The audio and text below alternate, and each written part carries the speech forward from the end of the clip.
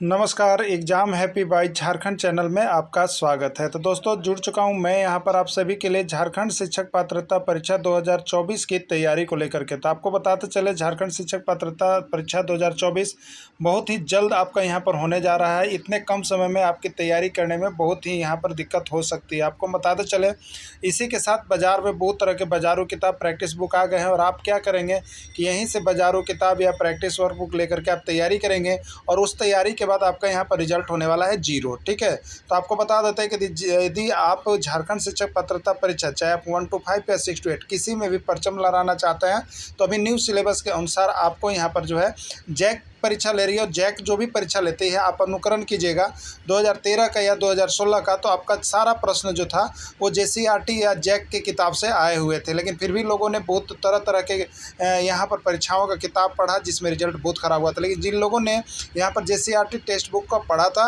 वो यहाँ पर पूरा अपना परचम लहराए थे और वो पास कर गए थे। तो देखिए आपको बताते चले यदि आप परचम लहराना चाहते हैं तो आपको हम यहाँ पर अपने चैनल पर only for JCERT text book का पूरा कंप्लीट नोट्स यहाँ पर आपको हम करवाते हैं। उसके साथ ही साथ आपको यहाँ पर पूरा तैयारी उसका पीडीएफ, उसके साथ उसका रिकॉर्डेड क्लास, उसके बाद लाइव क्लास, उसके बाद ऑफलाइन सारी चीज़ें हम आपको यहाँ पर प्रोवाइड करते हैं। तो आप जेटेट की तैयारी करना चाहते होंगे और 1 से 5 या 6 से 8 में परचम लहराना चाहते होंगे तो आप अभी हमारे यहाँ से कोर्स लेकर के जुड़ सकते हैं। तैयारी शुरू कर दी गई है। तो यहाँ पर सबसे पहले एडमिशन लेने का एक ऑफर चल रहा है, पहले आओ पहले पर पाओ के तर्ज पर सिर्फ 100 कैंडिडेट का अभ्यर्थियों का नामांकन यहाँ पर 500 रुपये में किया जाएगा। यानी 1 से 5 में आप नामांकन कराना चाहते हैं तो 500 रुपये लगेंगे और 6 से 8 में नामांकन किसी भी सब्जेक्ट में करना चाहते हैं तो आपको 500 रुपये यहाँ पर लग रहा है। आप जल्दी से अपना नामांकन कर लेंगे और जेसीईआरटी टेक्स्ट बुक पर आधारित सारे नोट्स पीडीएफ देखना नहीं भूलेंगे। आपको एक बार फिर हम बता देते हैं अभी आकलन परीक्षा हुई उसमें इस नोट से जितने लोगों ने एडमिशन लिया था उनका रिजल्ट बहुत ही अच्छा रहा है। अगर किसी ने लिया है तो आप पता कर सकते हैं। और सहायक आचार्य का पेपर 3 का भी अभी जो कंडक्ट नोट्स चल रहा था उसमें भी बहुत ज़्यादा प्रश्न आपको यहाँ से हूबहू भिड़े हैं इससे। तो आपका आगे जेटेट में भी भिड़ने वाला है। आप सभी सिर्फ जुड़ जाइएगा क्योंकि यहाँ विभिन्न राज्यों के जेटेट परीक्षा का हल प्रश्न पत्र भी आपको हम प्रैक्टिस के रूप में करवाने वाले हैं। तो परीक्षा देखिए 1-2 दिन 3 दिन भी बचा है तो आप यहाँ से अगर आप नहीं क्लासेस ज्वाइन कर पाएँ तो आप लास्ट में देखिए 499 रुपये में नोट्स यहाँ से आपको मिलेंगे। आप लेकर के जरूर परचेज करके वह परीक्षा में जाने से पहले पढ़ लीजिएगा। यदि कम पढ़कर ज़्यादा कम प्रश्न पढ़कर और ज़्यादा अंक उठाना चाहते हैं तो आपके पास मात्र एक ही ऑप्शन एक ही है, वो है आपका जेसीईआरटी टेक्स्ट बुक। तो आप देखना नहीं भूलेंगे। यदि आप नोट्स बना लिए हैं तो बहुत अच्छा बात है, अगर नहीं बनाए हैं तो आप यहाँ से एडमिशन ले लीजिएगा या नहीं तो यहाँ से नोट्स परचेज करके एक बार अवश्य पढ़ लीजिएगा। चलिए चलते हैं महत्वपूर्ण प्रश्न। देखिए यह जो क्लास है आपका क्लास 8 का हिस्ट्री का पूरा कंप्लीट वीडियो इसमें आपको करवा दिया गया है। तो हिस्ट्री के कुल यहाँ पर देखिएगा पूरे 5 चैप्टर आपको जो है जेसीईआरटी टेक्स्ट बुक में है, उसी 5 चैप्टर में सभी महत्वपूर्ण प्रश्नों को कवर अप कर दिया गया है। अगर यहाँ से जेसीईआरटी से आप देख लेते हैं तो इसमें लगभग हम देखते हैं कि आपको 60 से 70 प्रश्न होंगे और उसी 60-70 प्रश्न में से आपका यहाँ से 5 से 6 प्रश्न आपके एग्जाम में छपने वाले हैं। तो आप सभी जरूर देख लीजिएगा और जेसीईआरटी का नोट्स पीडीएफ तो परीक्षा में जाने से पहले कभी भी भूलिएगा नहीं। तो चलिए देखते हैं आज का महामैराथन क्लास एक्सरसाइज 1। सर्वप्रथम नक्शा तैयार करने का आदेश किसने दिया था, यानी भारत में अगर नक्शा तैयार किया गया तो किसके आदेश पर किया गया था सर्वप्रथम। ठीक है, ये बताना है आपको। Robert Clive, Warren Hastings, James रेनलेडी या कोई नहीं। ठीक है, तो भारत में जो सर्वप्रथम नक्शा तैयार करने का आदेश दिया गया था वो आपको यहाँ पर रॉबर्ट क्लाइव के द्वारा दिया गया था। किसके द्वारा दिया गया था? रॉबर्ट क्लाइव के द्वारा दिया गया था। भारत के प्रथम गवर्नर जनरल कौन थे? ठीक है, भारत के प्रथम गवर्नर जनरल कौन थे? Lord Mountbatten, Warren Hastings, Lord Canning या कोई नहीं। देखिए यहाँ पर आपको बता देते हैं वायसराय और यहाँ पर जो है गवर्नर जनरल और स्वतंत्र भारत, इसको हम थोड़ा सा आपको यहाँ पर डीपली कर देते हैं क्योंकि यहाँ से एक प्रश्न जो है अभी आया हुआ भी था और इससे एक प्रश्न आपका आएगा भी। तो देखिए सबसे पहले इसको समझने का प्रयास कीजिएगा। बहुत ही अच्छा टॉपिक है और बहुत ही छोटे पार्ट से आपको हम समझा देते हैं क्योंकि इसका कन्फ्यूजन इतना ज़्यादा है ना कि आप पहला याद कीजिएगा तो अंतिम भुलाइएगा, वायसराय याद कीजिएगा तो यहाँ पर आप जनरल में चले जाइएगा, बंगाल का गवर्नर जनरल में चल जाइएगा। तो इसको आप यहाँ पर देख लीजिएगा। ठीक है, देखिए सबसे पहले याद रखिए 1773 ईस्वी का रेगुलेटिंग एक्ट याद रखिएगा 1773। तो इस समय बंगाल में क्या होता था? तो बंगाल का गवर्नर जनरल होता था, बंगाल का गवर्नर जनरल होता था और ये कौन थे? Warren Hastings. ये कौन थे? Warren Hastings. ठीक है, चलिए अगला देखिएगा। तो ये जब समाप्त हुआ किसके तहत? 1800 1933 ईस्वी के चार्टर एक्ट के तहत। तो अब बंगाल का गवर्नर जनरल नहीं होने लगा, अब कौन होने लगा? भारत का गवर्नर जनरल। किसका होने लगा? भारत का गवर्नर जनरल। तो ये कौन हुए? तो ये देखिए आपका हुआ विलियम बेंटिक। ये कौन थे? William Bentinck. अब देखिए इसके बाद क्या हुआ, तो यहाँ पर जो है आपका 1857 ईस्वी के युद्ध के बाद 1858 ईस्वी में एक अधिनियम बना, ठीक है। अब यहाँ पर भारत का गवर्नर जनरल नहीं हो गया, अब यहाँ पर क्या हो गया, इसका नाम बदल के भारत का वायसराय, भारत का वायसराय। और ये कौन थे? तो ये लॉर्ड कैनिंग थे। ये कौन थे? लॉर्ड कैनिंग, ठीक है, लॉर्ड कैनिंग हुए। अब इसके बाद फिर क्या हुआ, भारत जो है यहाँ पर स्वतंत्र हुआ 1947 ईस्वी में, ठीक है, 1947 ईस्वी में। अब उस समय जो आपका यहाँ भारत में जब आज़ाद हो रहा था, तो उस समय गवर्नर जनरल जो थे आपका लॉर्ड माउंटबेटन थे। कौन थे? लॉर्ड माउंटबेटन, ठीक है। और इसके बाद यह भारत के अधीन चल गया, तो वहाँ पर कौन हो गया? चक्रवर्ती राजगोपालाचारी। याद रखिएगा, चक्रवर्ती राजगोपालाचारी। ये कौन थे? अंग्रेज नहीं थे, ये भारतीय थे। तो अब आप याद रखिएगा खाली ये 4 नाम याद रख लीजिएगा, पहले वारेन हेस्टिंग्स, फिर विलियम बेंटिक, फिर कैनिंग और फिर लॉर्ड माउंटबेटन, ठीक है। तो आपसे पूछेगा यहाँ पर बंगाल का प्रथम गवर्नर जनरल कौन था, ठीक है, बंगाल का प्रथम गवर्नर जनरल कौन था? तो आपको बताना है वारेन हेस्टिंग्स, ठीक है। और बंगाल का अंतिम गवर्नर जनरल, देखिए ये बंगाल का चल रहा है, तो बंगाल का ये शुरू हुआ और यहाँ बंगाल का लास्ट हुआ और यहीं भारत का शुरू हो गया। तो बंगाल का अंतिम गवर्नर जनरल कोई पूछेगा तो आप क्या बताइएगा? William Bentinck. अब विलियम बेंटिक के अधीन उसी समय 1833 का चार्टर एक्ट हुआ और वो यहाँ पर बंगाल का गवर्नर जनरल का नाम बदल दिया गया। अब क्या किया गया? भारत का गवर्नर जनरल। तो अब यहाँ पर ये शुरुआत हो गया, जो अंतिम थे वही शुरू हो गए ना। तो भारत का अगर प्रथम गवर्नर जनरल पूछ दे तो आपको क्या बोलना है? Lord William Bentinck. अगर भारत का प्रथम गवर्नर जनरल पूछ दे तो लॉर्ड विलियम बेंटिक आपको बोलना है, ठीक है। अब देखिए यहाँ पर गवर्नर जनरल था, 1858 ईस्वी का एक्ट हुआ, तब गवर्नर जनरल का नाम बदल के क्या कर दिया? भारत का वायसराय। तो यहाँ पर जो गवर्नर जनरल चल रहे थे, तो लास्ट में कौन आपका गवर्नर जनरल हुए? कैनिंग हुए। कौन हुए? कैनिंग। और इन्हीं के समय 1858 ईस्वी का अधिनियम हुआ और वही क्या बन गए? भारत का वायसराय। तो यहाँ पर कोई पूछते भारत का अंतिम गवर्नर जनरल कौन हुआ, तो वो हो गया लॉर्ड कैनिंग। और भारत का प्रथम वायसराय कौन हुआ, तो ये होगा Lord Canning. And Lord Canning जो 2 पद निभाएंगे, एक वो अंतिम वाला किसका? भारत के गवर्नर जनरल का, और यहाँ पर दूसरा पद क्या निभाएंगे? भारत के प्रथम वायसराय, ठीक है। जब वायसराय का पद चल रहा था तो अंतिम तक वायसराय कौन थे? तो यहाँ पर लॉर्ड माउंटबेटन, ठीक है। और इसी के समय भारत स्वतंत्र हो गया, तो ये 2 पद निभाएंगे, अंतिम वायसराय भी हो गए और प्रथम यहाँ पर स्वतंत्र भारत का प्रथम गवर्नर जनरल भी हो गए। तो स्वतंत्र भारत का प्रथम गवर्नर जनरल कौन हो गए? तो यहाँ पर आपका होगा लॉर्ड माउंटबेटन, ठीक है, लॉर्ड माउंटबेटन। इसके बाद इसको हटा दिया गया और किसी भारतीय को गवर्नर जनरल बना दिया गया। तो आपसे पूछेगा स्वतंत्र भारत का प्रथम भारतीय जो गवर्नर जनरल कौन थे? तो स्वतंत्र भारत का प्रथम भारतीय गवर्नर जनरल जो थे वो आपका कौन होगा? चक्रवर्ती राजगोपालाचारी। तो ये चीज़ को आप पूरा देख लीजिएगा अच्छा से, तो आपको यहाँ पर कंप्लीट हो जाएगा, ठीक है। तो इस तरह से एक सीरीज बना लीजिएगा और उसके बाद याद कर लीजिएगा, जो शुरू हुआ वो अंतिम हुआ, अंतिम हुआ वो शुरू हुआ। इसी तरह से इसको देखिए, आप याद कीजिएगा ना। तो यहाँ प्रथम गवर्नर जनरल, बंगाल का प्रथम गवर्नर जनरल, भारत का प्रथम गवर्नर जनरल, अंतिम गवर्नर जनरल, इसको आप क्लियर कर लीजिएगा, ठीक है। तो देखिए यहाँ पर जो आपको आंसर दे दिया गया है बी, तो ये प्रश्न जो आपको वहाँ पर किताब में दिए हुए थे, ये बंगाल के अधीन था। क्या था उसमें? भारत में बंगाल का अधीन था। तो बंगाल का अधीन प्रथम गवर्नर जनरल जो हो जाएगा वो हो जाएगा आपका वारेन हेस्टिंग्स हो जाएगा, ठीक है। और अगर भारत के प्रथम गवर्नर जनरल के अंतर्गत पूछा जाएगा तो वो यहाँ पर ऑप्शन नहीं है, वो यहाँ पर ऑप्शन नहीं है, वो कौन हो जाएंगे? विलियम बेंटिक हो जाएंगे, ठीक है, विलियम बेंटिक। तो ये वायसराय वाला जरूर देख लीजिएगा क्योंकि यहाँ से एक प्रश्न आपका आ रहा है। अगर इसके बाद भी दिक्कत होगा तो आप हमें कमेंट कीजिएगा, हम आपको वायसराय का एक वीडियो जो है बना करके दे देंगे, ठीक है, प्रथम और अंतिम, जिससे क्लियर हो जाएगा। जैसे हम आपको यहाँ पर बहुत सारे ट्रिक के माध्यम से भी आपको हम बहुत से प्रश्न यानी 1000 प्रश्न को क्या किए हैं? कंप्लीट करवा रहे हैं, डेली आपको देते हैं, ठीक है। तो यहाँ भी आपको हम दे देंगे।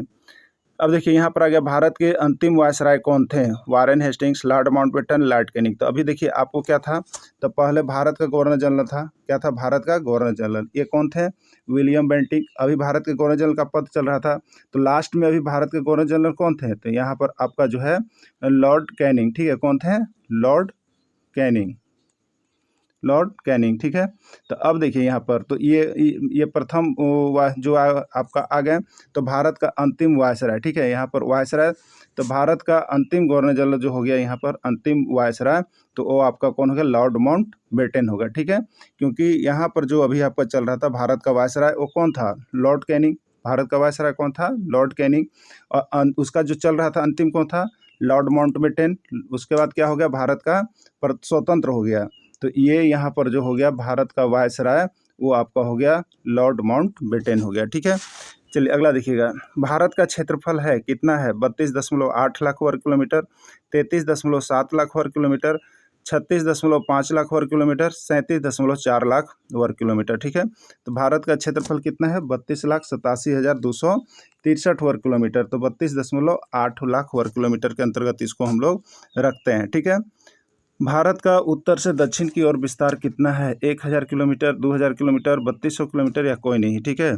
तो देखिए याद रखिएगा, उत्तर से दक्षिण, तो उत्तर में वो 3 से स्टार्ट होगा, यानी 3 से होगा तो कितना होगा, 3200 किलोमीटर होगा इसका उत्तर से दक्षिण की विस्तार, ठीक है। ये भी पूछा जाता है कि भारत का उत्तर से दक्षिण का विस्तार किस प्रकार का है। तो भारत का उत्तर में कश्मीर से लेकर दक्षिण में कन्याकुमारी तक फैला हुआ है। भारत का उत्तर में कश्मीर से लेकर दक्षिण में कहाँ तक फैला हुआ है, कन्याकुमारी तक फैला हुआ है, ठीक है। अगला है, भारत का पूर्व से पश्चिम की ओर विस्तार कितना है, पूर्व से पश्चिम की ओर विस्तार कितना है, 3200, 3000, 2900 या 3300। तो भारत का पूर्व से पश्चिम की ओर विस्तार कितना है, यहाँ पर 2900 किलोमीटर में फैला हुआ है। यह पूर्व में कैसे है, ये भी प्रश्न पूछ दिया जाता है। तो यह पूर्व में अरुणाचल प्रदेश से लेकर पश्चिम में कच्छ की खाड़ी गुजरात तक स्थित है, फैला हुआ है। विश्व का दूसरा सबसे बड़ा जनसंख्या वाला देश कौन है, चीन, अमेरिका, भारत या ब्राज़ील। तो विश्व का दूसरा सबसे बड़ा जनसंख्या वाला देश जो है आपका यहाँ पर भारत है, ठीक है।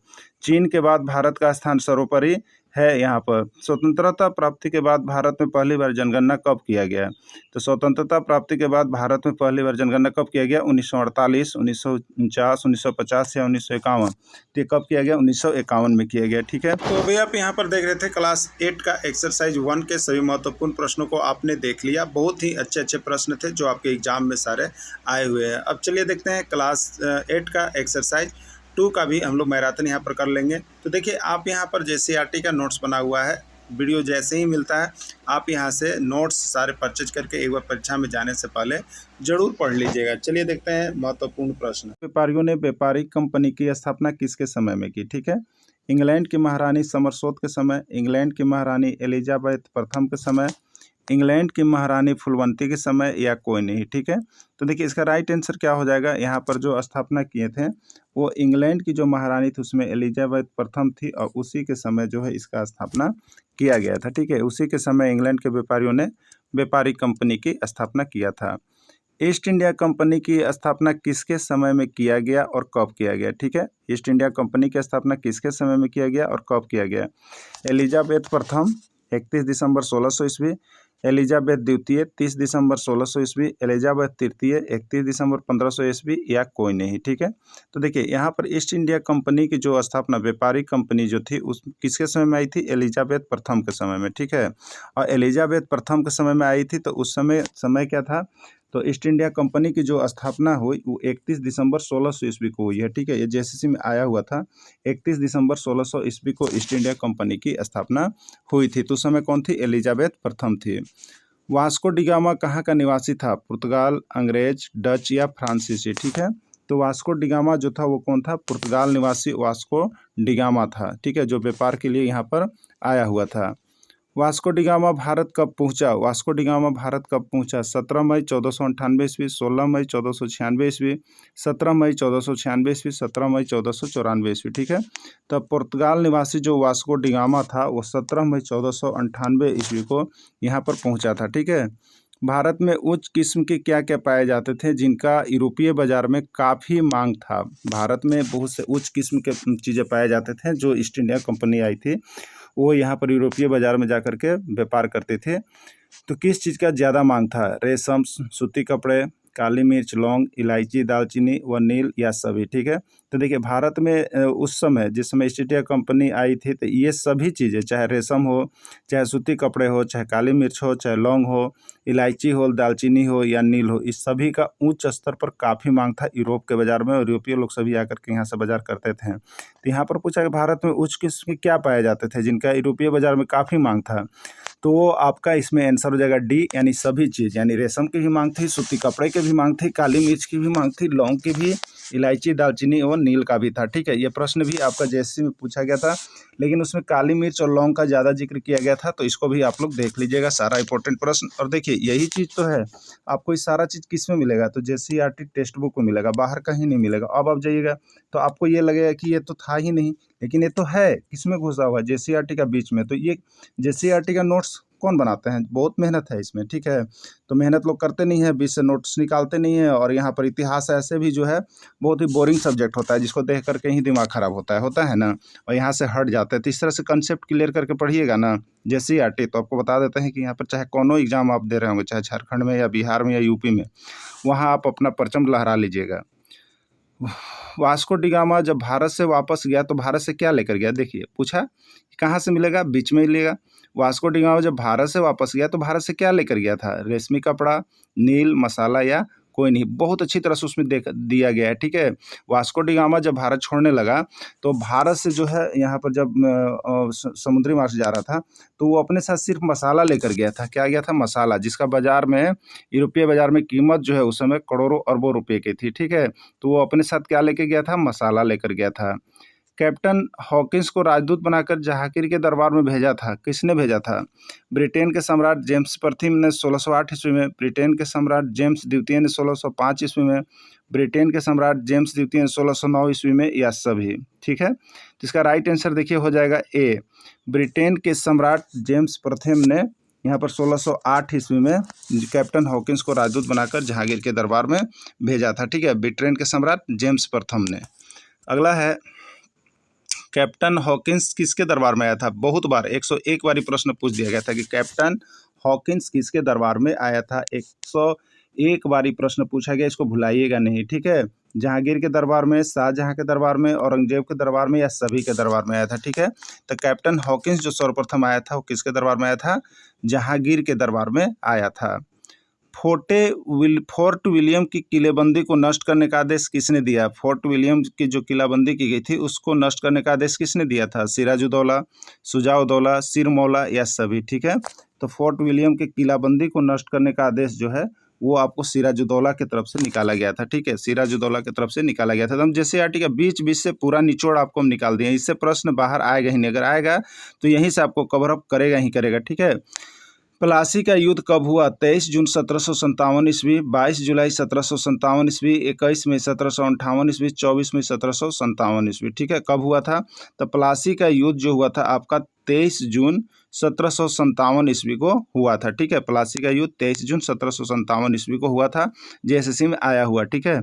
प्लासी का युद्ध किनके किनके बीच हुआ? ठीक है, अंग्रेज और मीर कासिम के बीच, अंग्रेज और मीर जाफर के बीच, अंग्रेज और सिराजुद्दौला के बीच, या कोई नहीं। तो प्लासी का युद्ध जो चल रहा था उसमें कौन था? अंग्रेज और सिराजुद्दौला के बीच चल रहा था, क्योंकि सिराजुद्दौला को जो है अंग्रेज से नहीं पट रहा था, ठीक है। तो अंग्रेज और सिराजुद्दौला के बीच हुआ। प्लासी का युद्ध में किसका हार हुआ? सिराजुद्दौला, मीर कासिम, मीर जाफर, या कोई नहीं, ठीक है। तो यहाँ पर जो है प्लासी का युद्ध में जो है आपको हार सिराजुद्दौला का होता है। अगला है, प्लासी का युद्ध में अंग्रेजी सेना का नेतृत्व किसने किया? Robert Peary, Robert Clive, Robert Peary, या कोई नहीं, ठीक है। एक चीज़ याद रखिएगा, यहाँ पर एक ट्रिक है, पी कर, क्या है? पी कर बकता है मूर्ख, क्या है? पी कर बकता है मूर्ख, याद रखिएगा, ठीक है। तो यहाँ पर देखिए प्लासी का युद्ध हो गया, और इसमें कर मतलब रॉबर्ट क्लाइव है, ठीक है, रॉबर्ट क्लाइव है। तो प्लासी का युद्ध का में जो युद्ध है उसमें अंग्रेजी सेना का नेतृत्व कौन कर रहा था? रॉबर्ट क्लाइव कर रहा था, ठीक है। और यहाँ पर है बकता है मूर्ख, तो ब से देखिए, बक से देखिए बक्सर का युद्ध, बक्सर का युद्ध, ठीक है। और इसमें अंग्रेजी सेना का नेतृत्व कौन कर रहा था? है मूर्ख, तो है से हो जाएगा देखिए हेक्टर, और मूर्ख में मूस हो जाएगा मुनरो, यानी बक्सर का युद्ध में जो नेतृत्व कौन कर रहा था? वो हेक्टर मुनरो कर रहा था। देखिए ऐसा भी हम छोटा छोटा ट्रिक आपको देते हैं, अभी तक लगभग हम 100 ट्रिक्स जो हैं आपको कंप्लीट करवाए हैं, उसमें आप देखिएगा तो इसमें ऐसे छोटे छोटे ट्रिक भी आपको दे दिए गए हैं, जिससे आप बहुत सा क्वेश्चन का जो कन्फ्यूजन दूर रखिएगा। तो क्या हम अभी बताएं? पी कर बकता है मूर्ख। बहुत लोग बोलता है, क्या बोलता है, पी कर बकता है मूर्ख, झूठ मूठ का। तो पी कर बकता है, तो पी से देखिए यहाँ पर प्लासी का युद्ध, पी से क्या है, प्लासी का युद्ध। और इसमें अंग्रेजी सेना का नेतृत्व कौन कर रहा था, तो यहाँ पर देखिए कर है ना, तो कर से देखिए, र से देखिए रॉबर्ट और क से देखिए क्लाइव, तो रॉबर्ट क्लाइव कर रहा था। अब बकता है मूर्ख, बकता है मूर्ख, तो ब से देखिए बक से बक्सर का युद्ध है, और उसका नेतृत्व कौन कर रहा था, तो है से देखिए है में हेक्टर और मूर्ख में मुंह से मुनरो, यानी हेक्टर मुनरो कर रहा था। ठीक है, इसको आप लिख लीजिएगा कहीं भी। ठीक, अब देखिए तो यहाँ पर बी आंसर है रॉबर्ट क्लाइव। बक्सर का युद्ध कब हुआ, 22 अक्टूबर 1764 ईस्वी, 22 अक्टूबर 1763 ईस्वी, 22 अक्टूबर 1765 ईस्वी, या कोई नहीं। ठीक है, तो बक्सर का युद्ध कब हुआ, तो बक्सर का युद्ध हुआ था आपका 22 अक्टूबर 1764 ईस्वी में। बक्सर का युद्ध में अंग्रेजी सेना का नेतृत्व किसने किया, अभी आपको हम बताए हैं, क्या बताएं, पी कर बकता है मूर्ख, पी कर बकता है मूर्ख।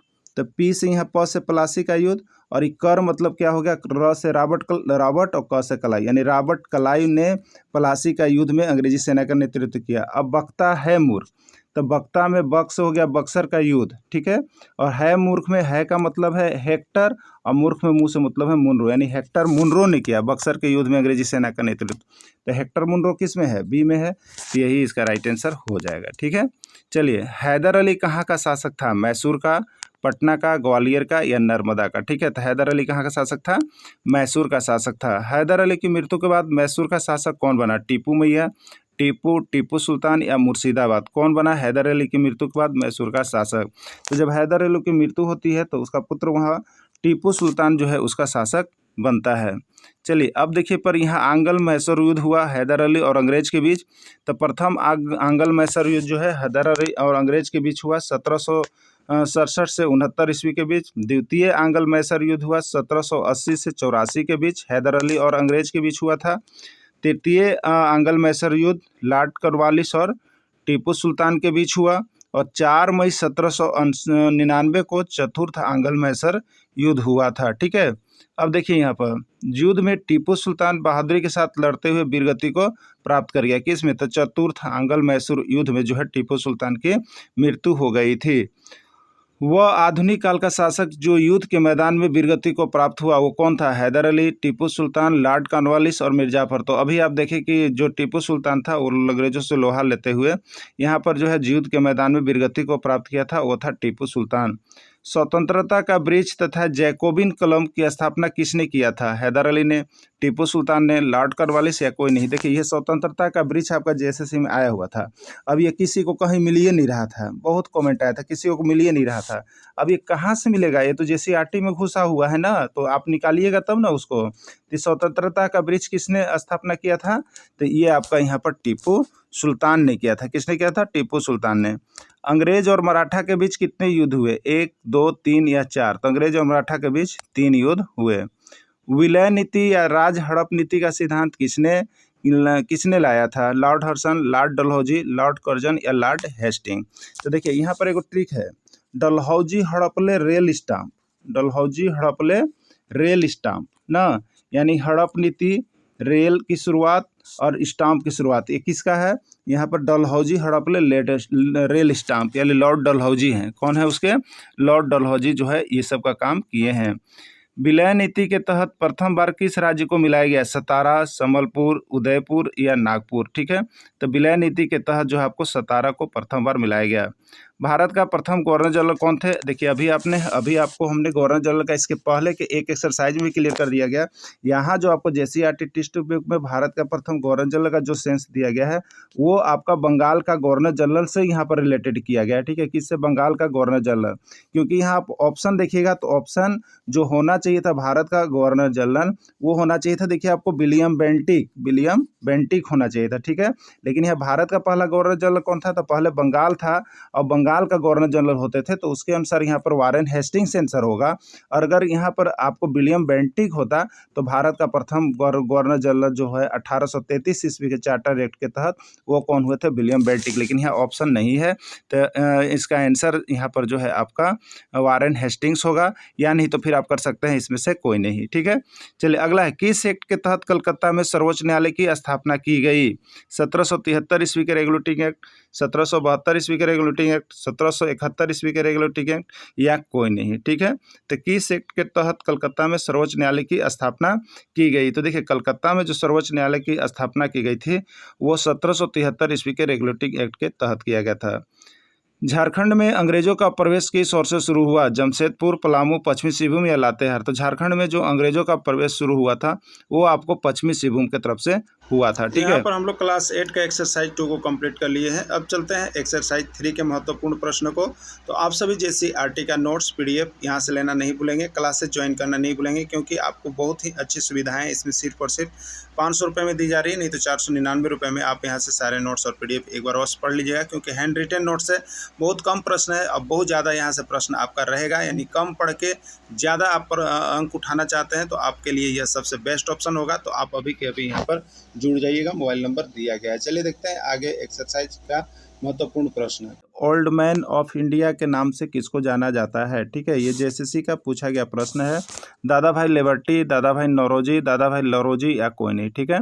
तो grand old man of India के नाम से किसको जाना जाता है? तो आपको दादा भाई नौरोजी को जाना जाता है, ठीक है। देखिए, इसमें सबसे जो आपका चीज़ है, इसमें 3 को चीज़ को आप पढ़ लीजिएगा: अस्थाई बंदोबस्त, रैयतवाड़ी बंदोबस्त और महलवाड़ी। इस चैप्टर में यही मुख्य रूप से है। और ये अस्थाई, रैयतवाड़ी और महलवाड़ी, यहाँ से एक प्रश्न आपका कोई एग्जाम में जाइएगा तो आपको झारखंड का वो यहाँ पर आपको पूछा ही जा रहा है, ठीक है। तो इसको क्लियर कर लीजिएगा। और एक इसमें है, तो आप यहाँ क्लास 8 का जब हिस्ट्री सेक्शन खोलेंगे तो उसमें आपको पूरा डीपली दिया गया है। ऐसे हमने पूरे नोट्स को कवर कर लिया है, साथ में ट्रिक भी बता दिया है। आपको किताब खोलने की आवश्यकता नहीं है, लेकिन आप जाके वहाँ पर देख सकते हैं, ठीक है। तो अस्थाई बंदोबस्त कब लागू किया गया है? 1793 ईस्वी, 1794 ईस्वी, 1785 ईस्वी या 1789 ईस्वी, ठीक है। तो अस्थाई बंदोबस्त जो है यहाँ पर 1793 ईस्वी में लागू किया गया था। अस्थाई बंदोबस्त सबसे पहले कहाँ लागू किया? ये बहुत बार प्रश्न पूछा गया है कि अस्थाई बंदोबस्त सबसे पहले कहाँ लागू किया गया? बंगाल में, बिहार में, पंजाब में या महाराष्ट्र में, ठीक है। तो अस्थाई बंदोबस्त जो है वो सबसे पहले आपको बंगाल में लागू किया गया था। नेक्स्ट प्रश्न है, अस्थाई बंदोबस्त कहाँ लागू किया? मैंने अस्थाई बंदोबस्त तो लागू हुआ, सबसे पहले कहाँ हो गया? बंगाल में हुआ, लेकिन ये जगह कौन कौन था जहाँ पर लागू हुआ था? तो अस्थाई बंदोबस्त जो है आपका वो बिहार में हुआ, बंगाल या उड़ीसा या सभी। तो इसका राइट आंसर डी हो जाएगा, यानी सभी हो जाएगा। यानी अस्थाई बंदोबस्त बिहार में भी लागू किया गया, बंगाल में भी लागू किया गया और उड़ीसा में भी लागू किया। इसका राइट आंसर क्या हो जाएगा? सभी हो जाएगा, ठीक है। अस्थाई बंदोबस्त किसके समय में शुरू हुआ? Lord Dalhousie, Lord Ripon, Lord Cornwallis या लॉर्ड क्लाइव? किसके समय में अस्थाई बंदोबस्त का शुरुआत हुआ, ठीक है। तो अस्थाई बंदोबस्त का जो शुरुआत हुआ था वो आपको लॉर्ड कॉर्नवालिस के समय में हुआ था। महलवाड़ी व्यवस्था किसने तैयार किया? Lord Cornwallis, Lord Ripon, Holt Mackenzie या कोई नहीं, ठीक है। तो महलवाड़ी का जो यहाँ पर व्यवस्था किया था, तो महलवाड़ी में आपको यहाँ पर देखिए म से हो जाएगा मैकेंजी, म से क्या कीजिएगा? मैकेंजी, यानी महलवाड़ी को यहाँ मैकेंजी यानी होल्ट मैकेंजी के द्वारा व्यवस्था ये शुरू किया गया था। महलवाड़ी व्यवस्था कब और कहाँ लागू किया है? महलवाड़ी व्यवस्था कहाँ पर लागू हुआ? तो देखिए, महलवाड़ी व्यवस्था सबसे अधिक राबड़ी जो होता है वो कहाँ होता है? पंजाब में। तो वाड़ी आएगा ना, तो याद रखिएगा पंजाब। तो महलवाड़ी व्यवस्था कब और कहाँ लागू किया गया? तो 1822 ईस्वी में उत्तर प्रदेश, पंजाब में लागू किया गया था। अगला प्रश्न है, रैयतवाड़ी व्यवस्था कहाँ लागू किया गया? ठीक है, अस्थाई बंदोबस्त हो गया, रैयतवाड़ी बंदोबस्त हो गया, अब आएगा महलवाड़ी। तो महलवाड़ी खत्म हो गया, अब रैयतवाड़ी आ गया, ठीक है। तो रैयतवाड़ी व्यवस्था कहाँ लागू किया गया? मद्रास, पंजाब, बंगाल या कोई नहीं। तो रैयतवाड़ी व्यवस्था जो आपको लागू किया गया था वो कहाँ लागू किया गया था? तो मुंबई या मद्रास में लागू किया गया था। JSSC का पूछा गया प्रश्न है, तो मुंबई मद्रास होगा। रैयतवाड़ी व्यवस्था को लागू करने का श्रेय किसको दिया जाता है? टॉमस मेथा, टॉमस मुनरो, टॉमस रेडा या कोई नहीं, ठीक है। तो रैयतवाड़ी व्यवस्था को लागू करने का जो श्रेय दिया जाता है वो आपको टॉमस मुनरो को दिया जाता है। किसको दिया जाता है? टॉमस मुनरो को। चाय और चीन पर से कंपनी का एकाधिकार कब समाप्त किया गया? 1831 ईस्वी के चार्टर एक्ट के तहत, 1832 के चार्टर, 1833 के चार्टर या कोई नहीं, ठीक है। तो देखिए यहाँ पर 1773 के बाद कब हुआ था? तो 1833 ईस्वी का चार्टर एक्ट प्लान हुआ था और इसी चार्टर एक्ट प्लान के तहत जो है आपको यहाँ पर समाप्त कर दिया गया था चाय और चीनी पर से कंपनी का एकाधिकार को। भारत में पहला चाय बागान कब और कहाँ लगाया गया? भारत में पहला चाय बागान कब और कहाँ लगाया गया? 1833 ईस्वी असम में, 1834 ईस्वी असम में, 1835 ईस्वी असम में, 1836 ईस्वी असम में, ठीक है। तो भारत में पहला चाय बागान जो है यहाँ पर आपको 1835 ईस्वी में असम में लगाया गया था, ठीक है, असम में ही हुआ था। कौन सी चाय कंपनी पहली चाय कंपनी थी, ये भी पूछा गया था। असम की खुली चाय, टाटा की खुली चाय, ताजा की खुली चाय या लिप्टन की खुली चाय। ठीक है, तो कौन सी चाय कंपनी पहली चाय कंपनी थी, तो असम की कंपनी पहली थी, असम की खुली चाय। ठीक है, अब देखिए नील कैसे क्षेत्रों में उपजाया जाता है, आर्द्र पतझड़, उष्णकटिबंधीय, शीतोष्ण कटिबंधीय या कोई नहीं। ठीक है, तो नील जो है आपको उष्णकटिबंधीय क्षेत्रों में उगाया जाता है। सबसे पहला किसान विद्रोह क्या था, उसका नाम क्या था, चावल का विद्रोह हुआ था, कपड़ा का विद्रोह हुआ था, नील का विद्रोह हुआ था या कोई नहीं। तो सबसे पहला किसान विद्रोह जो था वो आपका कौन सा था, नील विद्रोह था। कौन था, नील विद्रोह था। नील विद्रोह कहाँ से शुरू हुआ, बंगाल से, उड़ीसा से, तमिलनाडु से या कोई नहीं। तो नील विद्रोह का शुरुआत कहाँ से किया गया, तो नील विद्रोह का शुरुआत आपका बंगाल से किया गया। ठीक है, और यह कहाँ से किया गया ये भी पूछा गया है। तो देखिए बंगाल का यह भाग जो है, यह आंदोलन बंगाल में नदिया जिले के गोविंदपुर गांव से शुरू हुआ था। एकदम याद रखिएगा, ये नोट इसलिए हमने दे दिया क्योंकि यहाँ जेएसएससी में पूछ दिया गया है कि नील आंदोलन जो हुआ था वो किस गांव से शुरू हुआ था। ठीक है, ये भी पूछा गया था। तो ये गोविंदपुर गांव से हुआ था और किस जिले से था, तो नदिया जिले। तो ये दोनों याद रखिएगा, सबसे पहले बंगाल में हुआ, बंगाल का कौन सा जिला, नदिया जिला, और कौन सा गांव, तो गोविंदपुर गांव। इसको याद रखिएगा, नील का आंदोलन का यह पूछा गया प्रश्न है। नील विद्रोह की शुरुआत कब हुई, 1859 ईस्वी, 1860 ईस्वी, 1859 से 60 ईस्वी या कोई नहीं। ठीक है, तो नील विद्रोह की शुरुआत कब हुई थी, 1859-60 ईस्वी में हुई थी नील विद्रोह की शुरुआत। इसका राइट आंसर देखिए सी हो जाएगा। अगला प्रश्न है, महात्मा गांधी ने नील बगान मालिकों के विरुद्ध कब और कहां आंदोलन का शुरुआत किया। महात्मा गांधी ने नील बगान मालिकों के विरुद्ध कब और कहां आंदोलन का शुरुआत किया।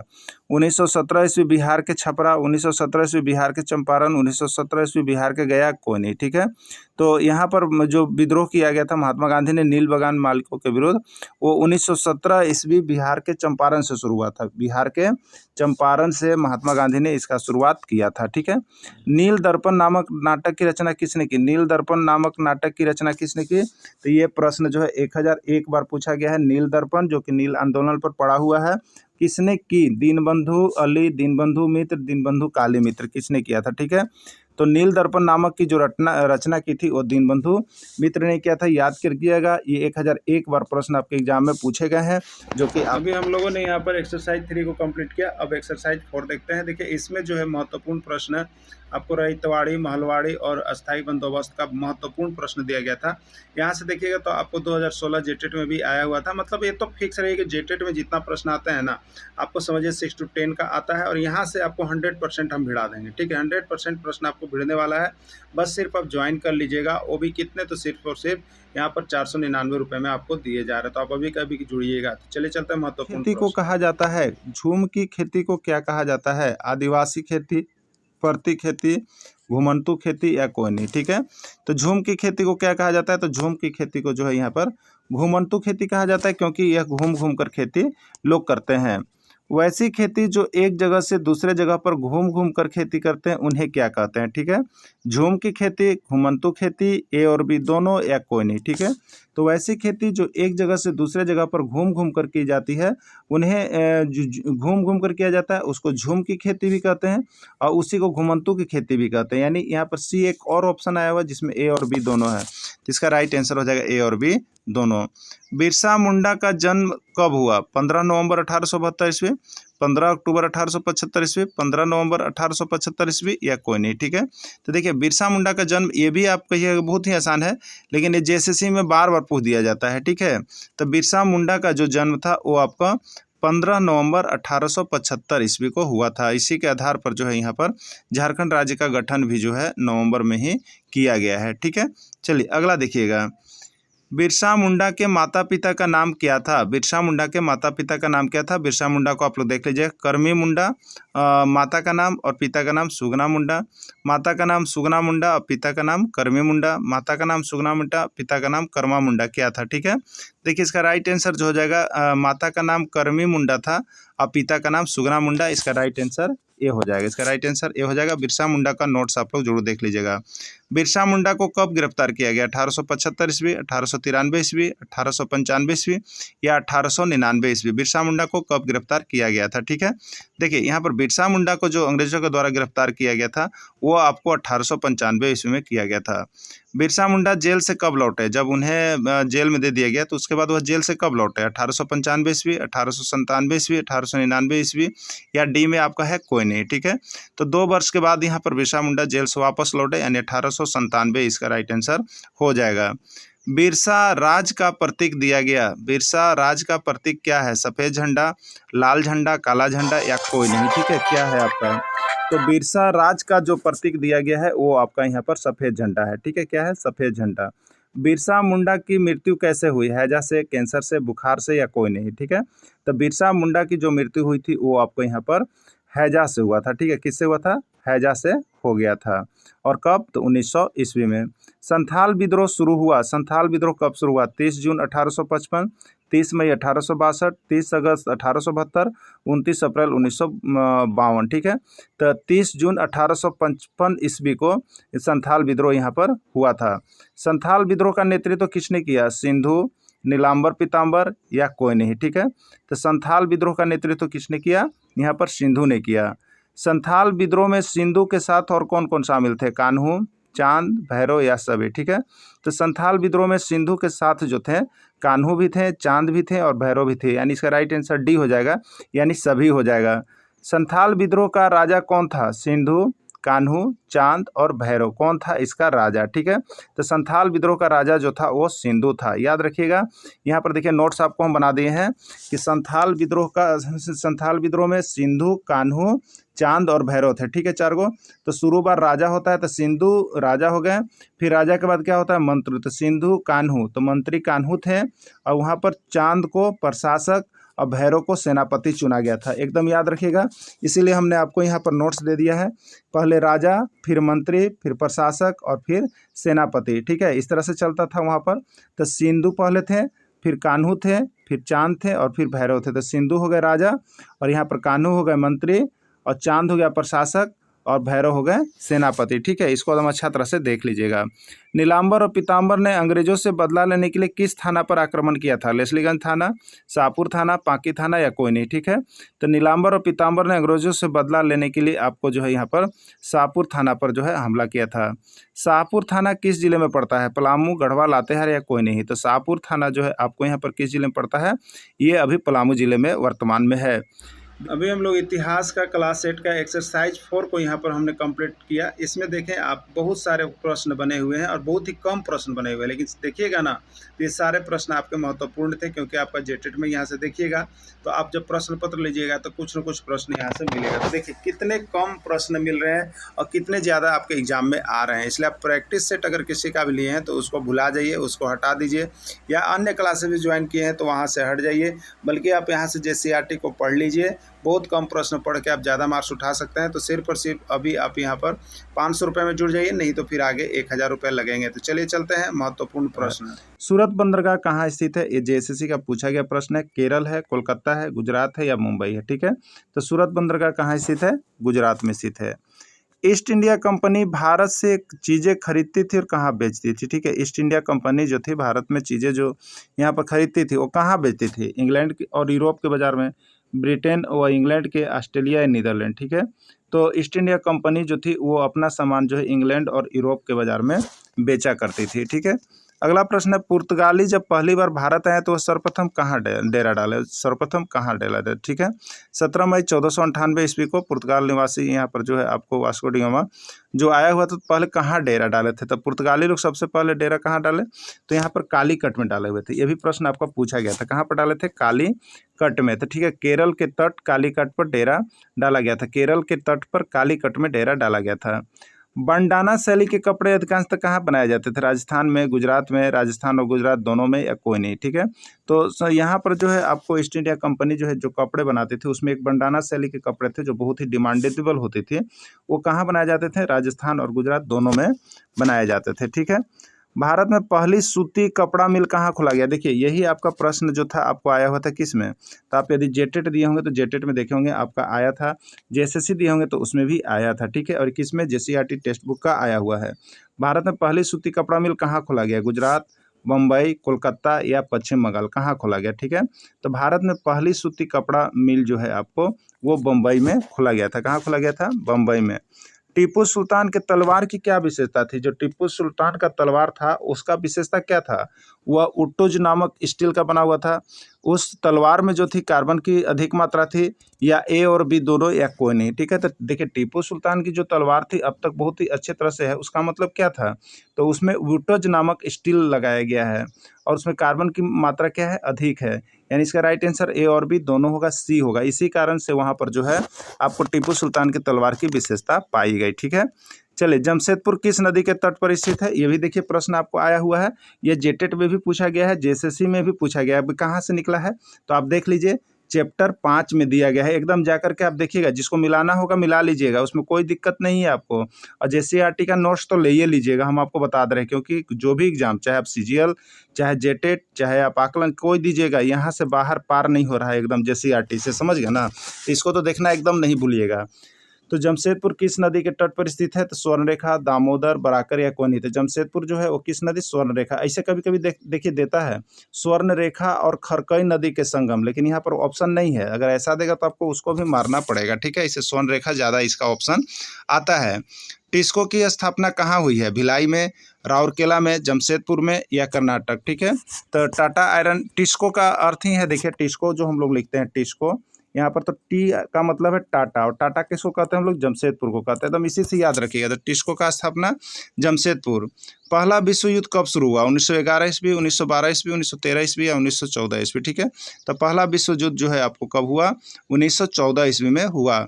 एचईसी की स्थापना कब हुई? देखिए एचईसी रांची धुरवा में जो है उसकी स्थापना कब हुई ना? 1951 ईस्वी, 1952 ईस्वी, 1954 ईस्वी या 1958 ईस्वी? तो इसका राइट आंसर हो जाएगा 1958 ईस्वी।